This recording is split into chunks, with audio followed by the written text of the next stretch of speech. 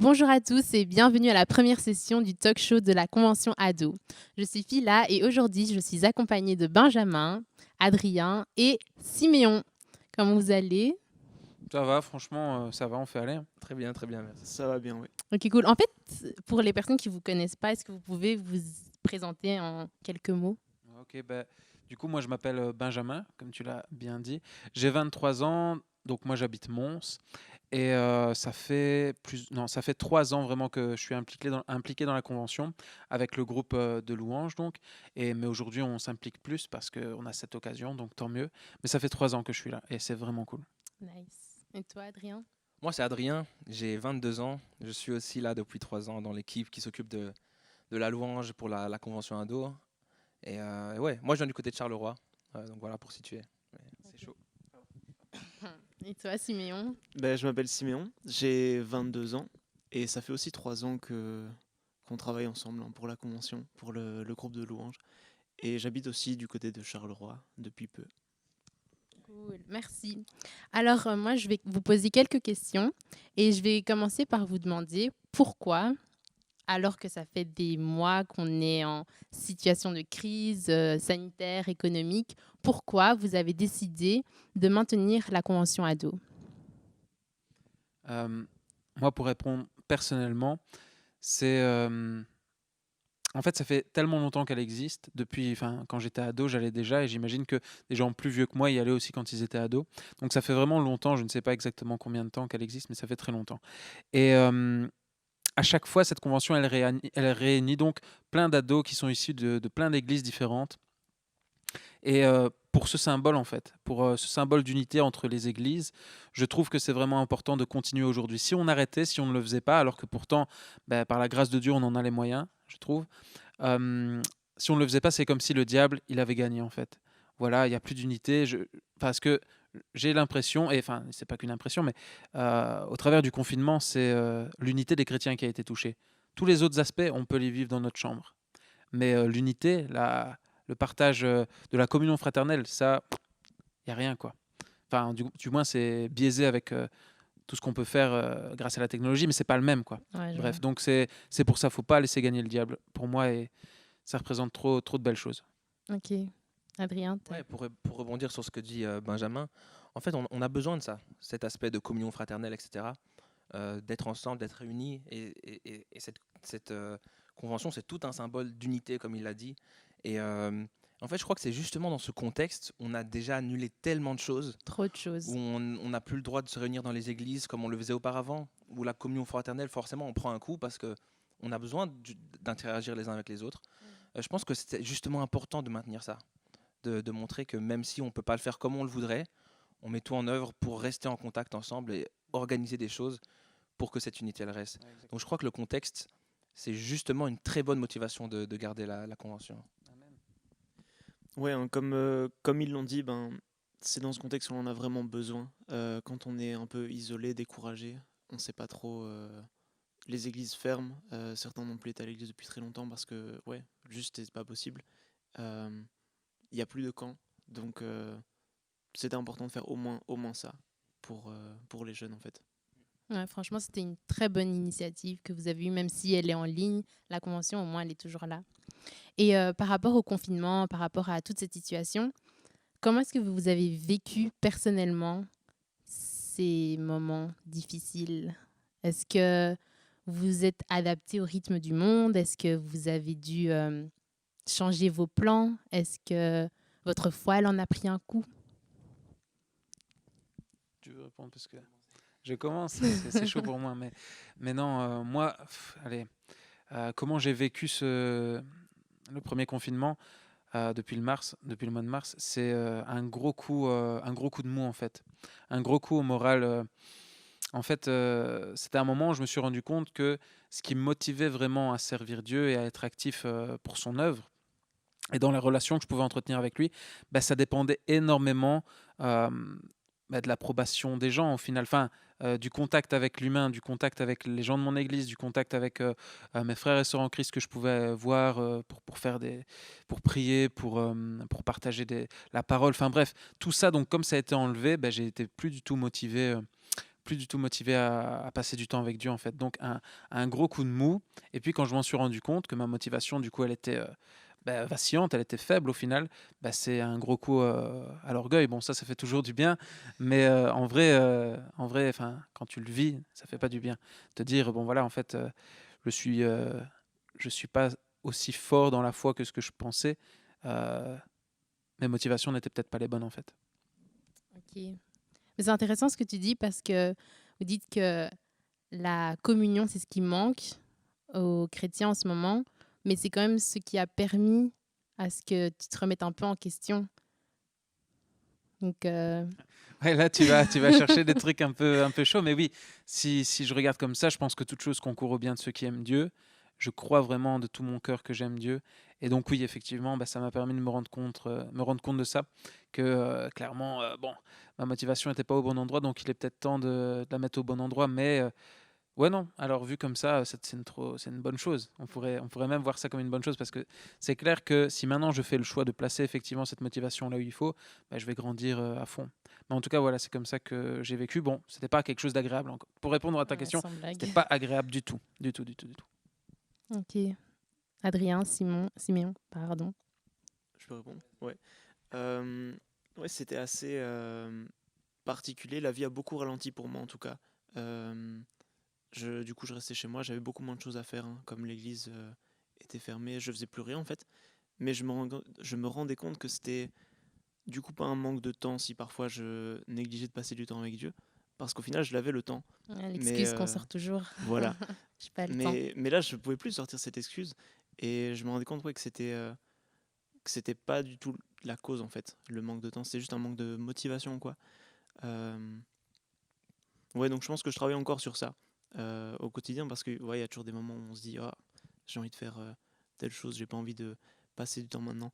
Mais ouais, je dirais qu'au début, je m'en suis vraiment rendu compte et ça a été une sorte de remise en question aussi, je pense. Ok. Adrien. Ouais, j'ai envie de rebondir sur ce que les deux ont dit, mais c'est exactement ça. Ça nous a forcé à avoir des réflexions, des remises en question qu'on n'aurait pas eu dans un autre contexte. Et puis bon, ça reste quelque chose d'horrible et on n'est pas content que ce soit arrivé. Mais merci Seigneur, il s'est servi de ça pour ressortir des bonnes choses aussi de son Église, de chacun de nous personnellement. Je pense qu'on n'est pas les seuls à pouvoir le dire. À pouvoir le dire. J'ai entendu ça de la part de beaucoup de personnes.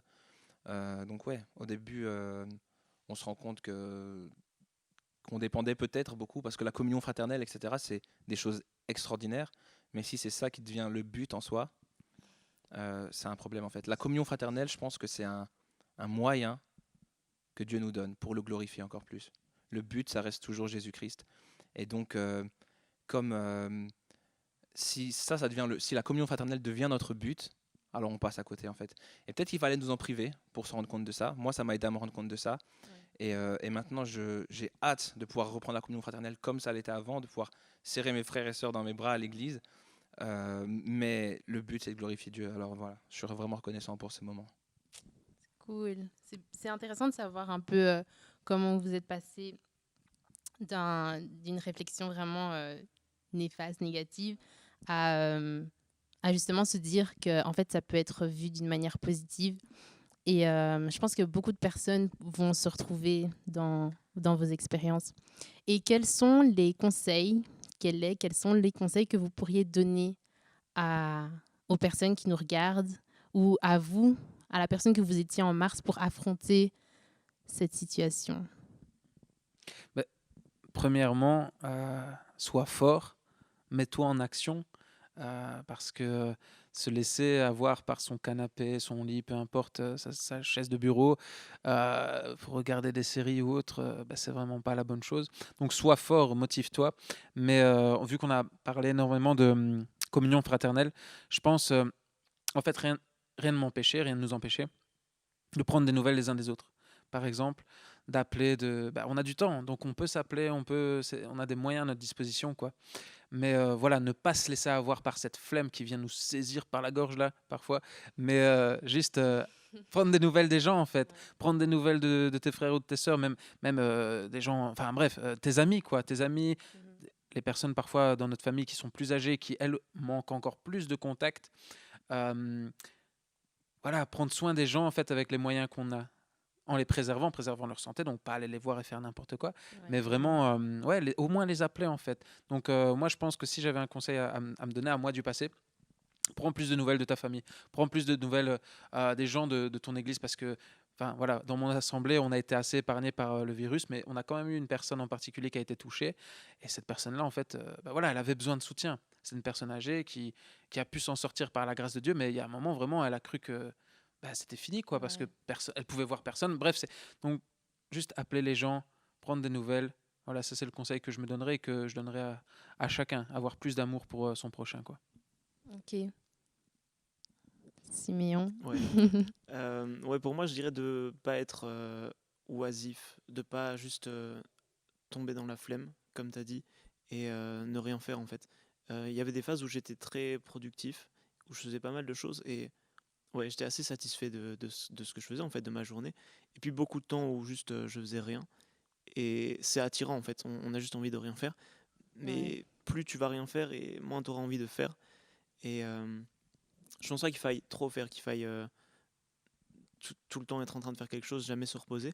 Mais je pense que trop de repos, trop de se reposer en fait en se disant oh, ben, j'ai rien à faire, je ferai ça plus tard, c'est pas bon. Et c'était très tentant pendant cette période. Donc je pense que ce serait ça. Je rajouterais même, j'ai l'impression parfois que l'ennui, donc cette oisiveté qui après, j'ai l'impression, mène à l'ennui, parce qu'il y a des moments où je me suis vraiment ennuyé, bah, l'ennui, il mène au péché, en fait.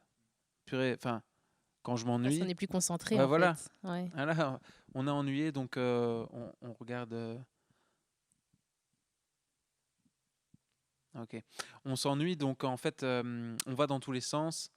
Nos pensées vont dans tous les sens et on se laisse attraper par des choses qu'avant nous auraient même pas touché, que ce soit pour s'énerver, s'irriter par rapport à une remarque, pour les gens, enfin ça peut être plein de choses, hein, pour tomber dans un péché qu'on n'avait plus vu depuis longtemps, quoi. Donc je pense que vraiment l'ennui, il faut faire attention à ça, il faut se reposer d'une bonne manière, parce que le repos, tu l'as dit, c'est important, mais pas tomber dans un ennui juste, euh, allez, purement destructeur, j'ai l'impression. Ouais, donc rester fort, appeler ses proches, être productif et avoir quand même un temps pour se reposer. Et Adrien, tu voudrais rajouter un autre conseil? Ouais, moi, la chose que j'ai le plus appris, je pense que j'ai dû me forcer à apprendre, c'est cette question d'équilibre. Et ils l'ont abordé tous les deux, Mhm. où il y a un vrai équilibre à trouver. Et quand il n'y a plus toutes les choses de ce monde qui dictent nos journées, en quelque sorte, ben, on doit se forcer à le trouver nous-mêmes. Et, donc moi, c'est vraiment une chose que j'ai dû apprendre à faire, c'est trouver l'équilibre entre rester actif, faire des choses euh, pour Dieu, et puis malgré tout, malgré cette situation où on est un peu stressé, on a envie de faire mille choses, euh, euh, pour quand même se reposer en fait sur Dieu. Et il y a ces deux aspects. Cet aspect euh, d'activité où on sait qu'on doit faire des choses, on doit pas se laisser endormir, mais en même temps, on veut avoir complètement confiance en Dieu et savoir que même dans cette situation complètement bizarre, lui, il est au contrôle. On a tous été surpris du coronavirus, je pense, mais pas Dieu, Ah pas une non. seule seconde. Et donc, il faut trouver cet équilibre. À la fois, on veut rester actif, à la fois, on veut se reposer en Dieu, en fait, complètement. Et savoir que peu importe tout ce qu'on va faire, ça ne va pas changer que le plan de Dieu, il va s'accomplir comme il a décidé qu'il s'accomplira. Et nous, on veut juste être attentif à ça ouais, et réceptif. Ouais. Ouais, donc c'est trouver un bon équilibre, être discipliné pour ne pas oublier Dieu, entre guillemets, dans cette situation et justement chercher à être plus proche de lui en restant motivé, en appelant nos proches, en priant pour nos proches, pour nos familles, pour nos églises. Franchement, c'est super conseil. Très gros, mais je pense qu'on aura encore le temps de le faire, étant donné la situation. Mais, mais en tout cas, merci les gars d'avoir répondu à mes questions et j'espère que ça vous aura permis d'être plus édifiés. Et voilà, merci beaucoup. À la prochaine.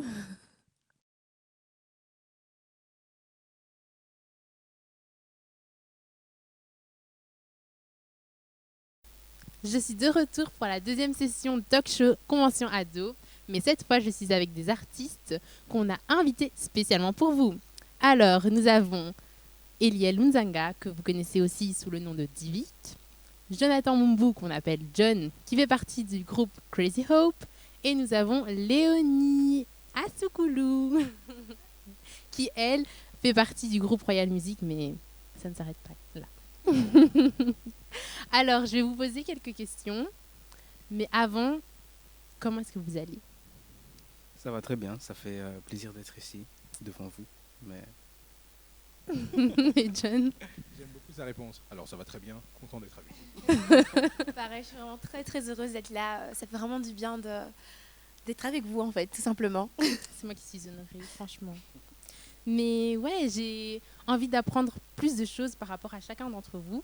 Et donc, je vais commencer par vous poser des questions individuelles. Et puis, je vous poserai des questions un peu plus générales. Et comme ça, vous pourrez tous répondre. Ça va?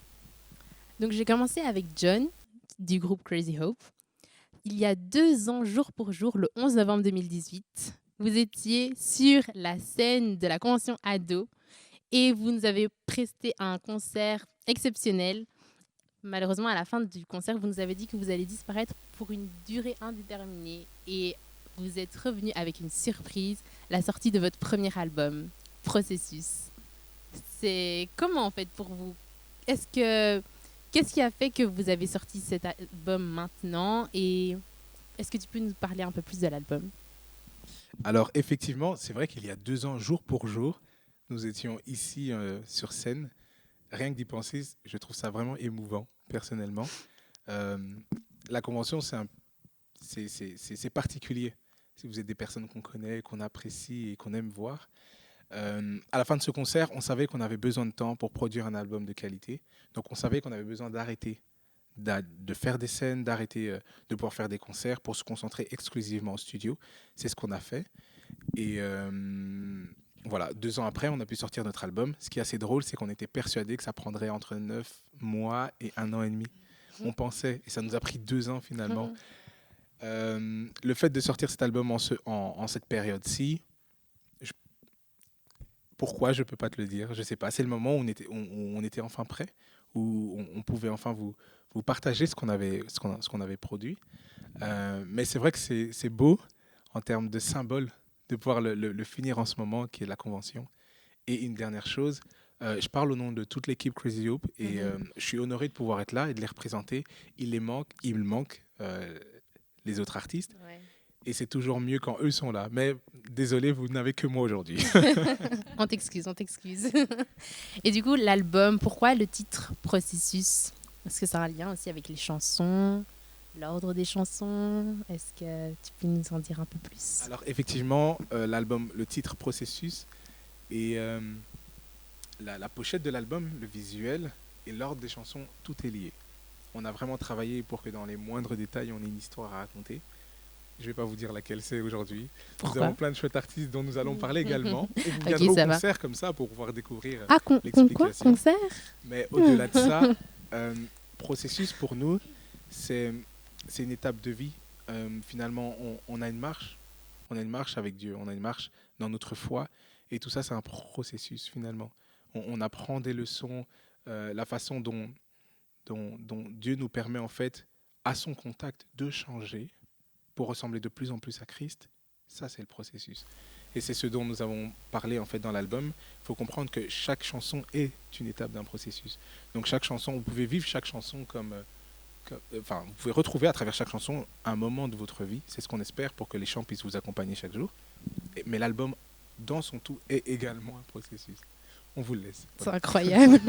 Franchement, tout était vraiment pensé, c'est ça? Waouh. Eh ben, franchement, j'ai trop hâte de vous revoir en concert. Hein. Et du coup, maintenant, on va parler de Divik. Pourquoi Divik, alors que tu t'appelles Eliel? Pourquoi avoir choisi ce nom d'artiste? Simplement parce que Divik, c'est mon deuxième prénom. Sauf qu'il ne s'écrit pas avec un K. Donc, pour le style, j'ai rajouté le K. Et ça vient simplement, c'est un nom composé, on va dire, qui est un peu à la mode chez les Congolais, mais ça vient de Dieu victorieux. Et je trouvais ça important de mettre cette marque de fabrique-là dans ma musique pour dire que vraiment, Dieu victorieux, quoi. Donc voilà. Waouh, c'est beau. Et donc, ça fait combien de temps que maintenant tu t'es lancé dans la musique?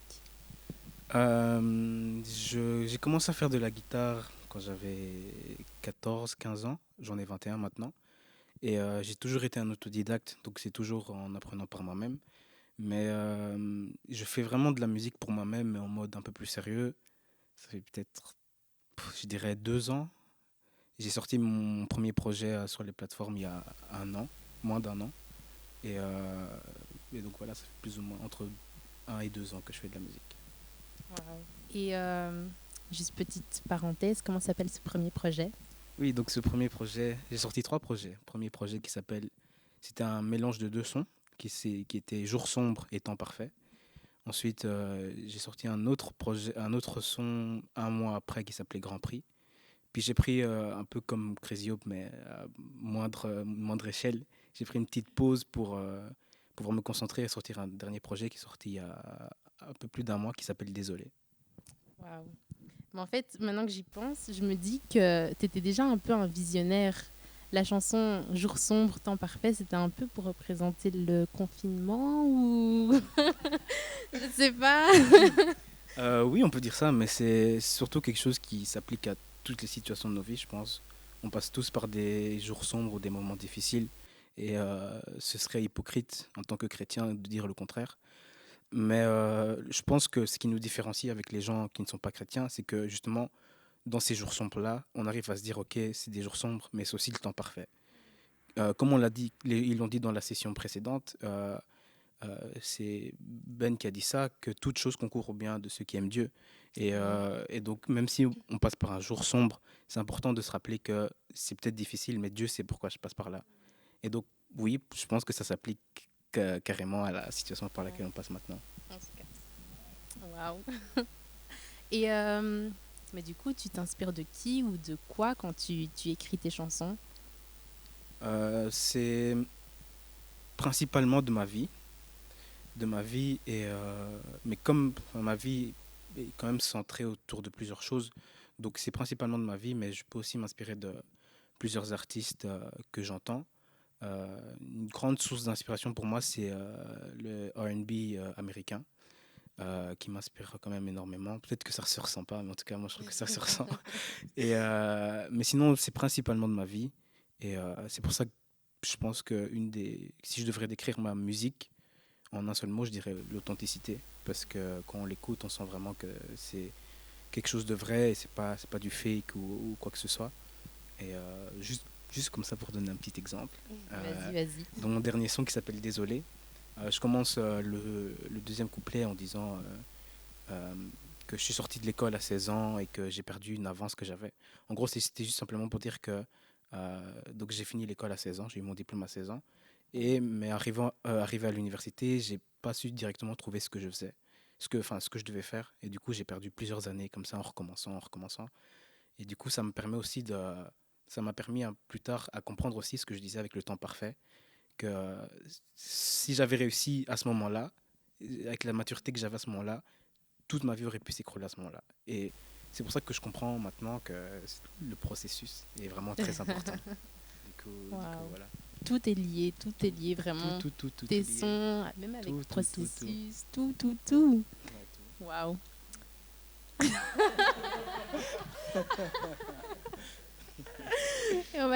Et Léonie, écoute, toi, ça fait longtemps que tu es sur la scène. Moi, je t'ai connue avec The Voice. 2012. Waouh.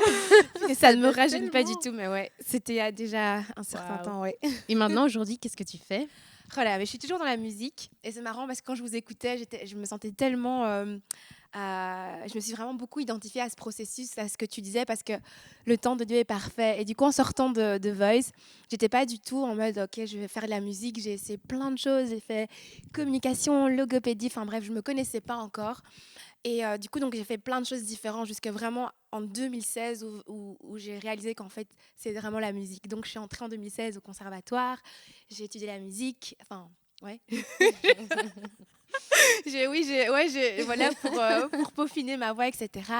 Et ça a vraiment été à partir de 2016 où j'ai vraiment pris, on va dire, au sérieux. Ouais, j'ai assumé en fait pleinement que je voulais être une chanteuse C'est super. et voilà. Waouh. Et pourquoi en fait tu as décidé de vivre de cette passion qui est la musique? C'est une bonne question. Alors, Merci. en fait, je pense même pas que je l'ai décidé. Je pense que Dieu m'a créé comme ça, en fait. Enfin, non, mais je veux dire que Dieu, vous voyez ce genre de choses où ça brûle inné. tellement dans vos cœurs que vous avez beau faire tous les chemins, faire le tour du monde, vous allez toujours revenir au plan B, Ouais, au plan ouais, A, ouais. pardon, parce que Dieu nous a tissés dans le mystère et il savait pourquoi en fait. Et je pense que en fait c'est juste moi qui me suis accordée à lui en me disant mais Seigneur en fait tu m'as créé pour ça et voilà et ça a pris du temps. Il a été tellement patient comme toujours. Et c'est à partir de là où je me suis dit, en fait, ouais, Seigneur, je te fais confiance et je me fais aussi confiance. Waouh. En fait, tu parles d'identité. Tu es en Oui. train de dire c'est qui tu es. Exactement, c'est vraiment ça. C'est vraiment dingue. Tu poses des questions maintenant? Non, désolé. Désolé. Merci c'est Divic. c'est vraiment question d'identité, ouais, c'est ça. Ouais. Mais maintenant que j'y pense, là, on parle de musique, mais est-ce que, par exemple, toi, tu as un autre talent, point de vue personnel? Est-ce que tu as d'autres talents que la musique? Bah, en soi, comme je disais, je suis autodidacte. Du coup, Ouais. arrivé à un moment où je devais lancer ma musique, il fallait bien qu'il y ait une pochette, qu'il fallait bien qu'il y ait une image derrière. Ouais. Et du coup, bah, j'ai dû me forcer moi-même, enfin me forcer, c'est quelque chose que j'aimais bien. Donc j'ai moi-même commencé à faire ma propre communication. Et du coup, ça m'a poussé justement à faire pour les autres aussi. Donc j'ai commencé à faire des pochettes, j'ai commencé à faire Entrepreneur ici. des vidéos, etc. Donc si vous avez besoin de quelque chose, si vous avez besoin Nous de attendons quelque le chose, nom. Comment s'appelle le nom voilà. Ah Donc ah. le nom, vous pouvez trouver sur Instagram, c'est Divine, donc Divine, Creation avec un création avec un K. Vous entendez? Donc C'est voilà. noté. C'est vraiment bien noté. Ok. Alors maintenant, je vais vous poser donc les questions auxquelles vous pourrez tous répondre. Il n'y a pas une seule personne qui pourra répondre. Je voudrais savoir quels sont le ou les défis que vous rencontrez en tant que chrétien dans l'industrie musicale. Hey, hey. Est-ce que tu veux répondre à cette question? John, tu veux commencer? Vas-y, je t'en prie. Non, sinon. Vas-y, John, commence. Non, franchement. Sinon, vas-y. Mais oh, Ok. Waouh. Alors, je pense que l'économie musicale, parce que je vais l'appeler comme ça, la musique est effectivement un art, mais c'est également une économie. Il faut le voir comme ça. L'économie musicale chrétienne est à la fois, elle peut être à la fois passionnante parce que c'est des personnes qui ont à cœur un message qui est commun, mais elle est à la fois difficile, si je peux m'exprimer comme ça, simplement parce que, premièrement, je pense que on est assez diversifié. C'est-à-dire qu'un artiste qui existe à Liège, par exemple, sera connu par une communauté de chrétiens à Liège et pas du tout par le reste. Et dans l'économie, encore une fois, je parle du mot économie musicale, ce qui est intéressant, c'est le nombre, si je peux dire ça comme ça. C'est notre unité qui fait notre force. Le fait qu'un groupe puisse être connu, par exemple, par une grande masse de chrétiens, permet qu'il puisse être visible aux yeux du monde entier. Et quand je parle aux yeux du monde, c'est pas non seulement aux yeux des chrétiens, mais également aux yeux des non-chrétiens. Et je pense que cette visibilité est l'une des difficultés dans le milieu chrétien, je pense. Et alors la deuxième chose, on ne va pas rentrer dans les détails, non. c'est l'investissement, hein. C'est l'aspect financier. Plus tu veux faire quelque chose de qualité, et plus il y a un aspect financier qui est important. Et en général, c'est vrai qu'il faut des structures, il faut des ressources adéquates pour être capable de produire ce genre d'industrie. Et donc, voilà. Est-ce que ça veut dire que les chrétiens sont pauvres? Non, mais c'est une très bonne question. question. C'est vrai. Non, évidemment que les chrétiens ne sont pas pauvres. Ce que Évidemment j'entends que non. me fait paraître le contraire. Donc... Mais il est vrai, je vais vous donner un simple exemple. Combien a coûté la production de Infinity War? Aucune idée. Non. Combien? Des millions, milliards. En fait, je ne vais pas dire de bêtises parce que j'ai plus le chiffre en tête, mais on est précisément presque à 1 milliard. Donc on est entre 500 Ah ouais. millions et 1 milliard. Ils ont investi ça pour produire. Ça leur a rapporté 4 milliards. En tout cas, je sais qu'ils ont fait un chiffre d'affaires x4. Donc, c'est intéressant. La question, c'est de savoir. Là, c'est Infinity War, c'est vraiment mais combien de personnes dans le milieu chrétien est prêt à investir autant pour une œuvre chrétienne?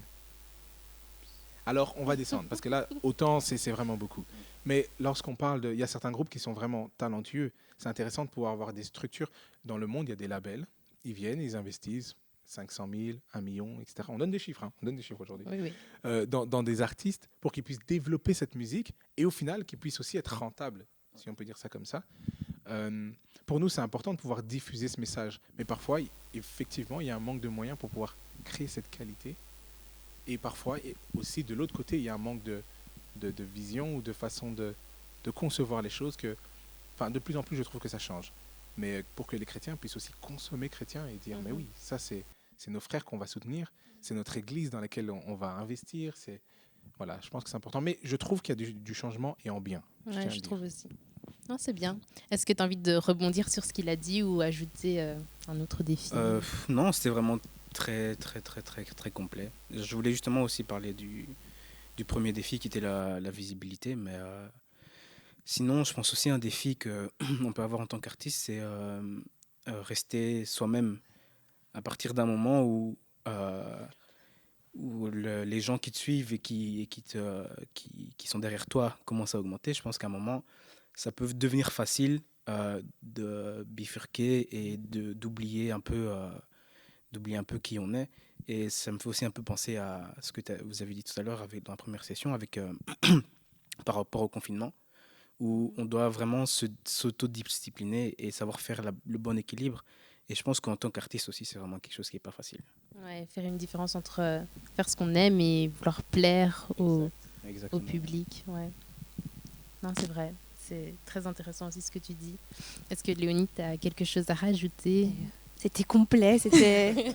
Non, franchement, franchement, c'est vrai qu'il y a pas mal de défis, mais pour rebondir sur ce que tu disais sur l'authenticité et savoir qui on est, ça change tout parce que, comme tu l'as dit, quand on commence un projet, il y a plein de gens qui ont plein de super conseils, parfois des moins bons conseils, mais on a des avis constamment qui viennent se greffer de toutes parts. Et, on peut pas tout prendre. Hein. Oui, c'est ça, il ne faut pas tout prendre, il faut savoir aussi la vision, pourquoi je fais ça. Ok. Et c'est vrai que c'est très tentant de faire le buzz, de se dire ok, je vais faire ça, juste pour que ça monte. Et au final, c'est peut-être je suis passée à côté du but, donc je pense que ouais, c'est vraiment aussi bien s'entourer, je pense. C'est important de bien s'entourer, d'avoir, et aussi comme avant tout c'est spirituel, c'est vraiment de remettre ça toujours au centre, remettre Jésus toujours au centre plutôt. Et ouais, mais c'est vrai que la personnalité ça change tout. Si dans ton projet, comme tu l'as dit, dans ce que vous avez écrit, on sait que c'est du Crazy Hope, on va ressentir quelque chose de vraiment authentique et on a vraiment besoin de ça et pas juste de photocopies. Et donc voilà, c'est tout. Et donc, quel conseil vous pourriez donner aux personnes qui aujourd'hui voudraient se lancer dans la musique? Vous avez déjà parlé d'authenticité, du fait de bien s'entourer, de rester fidèle à soi-même.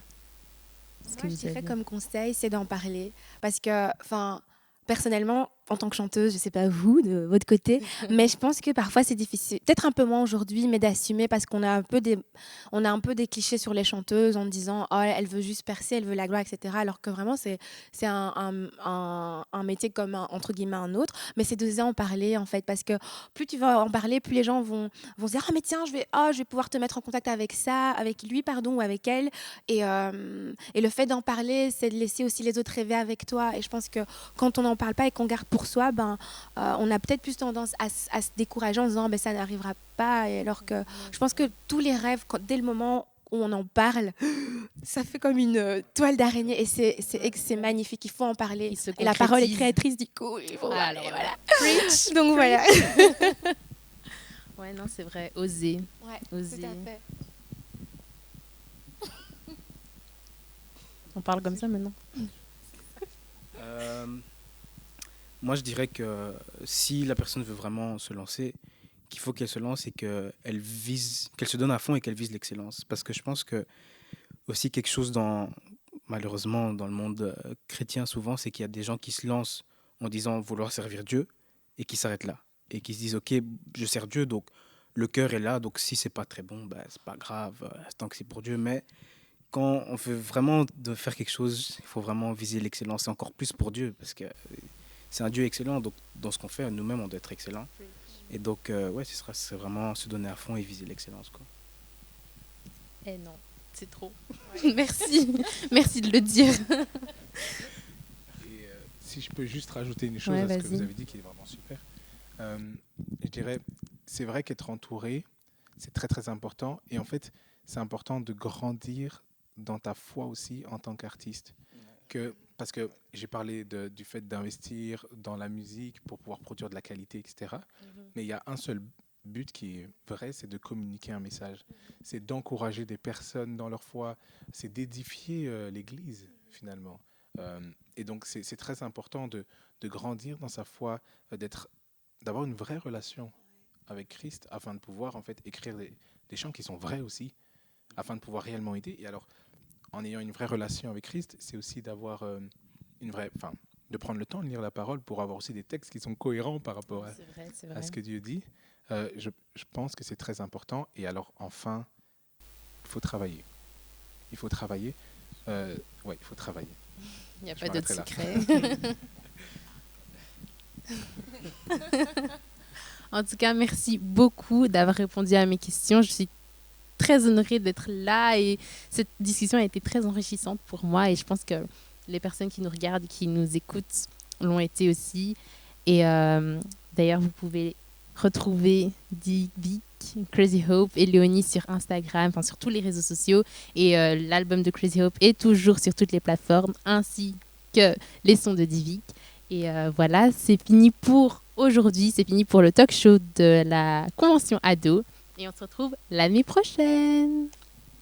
Merci. Bye. Merci, À la Phila. prochaine. Merci. Merci de nous avoir. Merci beaucoup. Merci. beaucoup.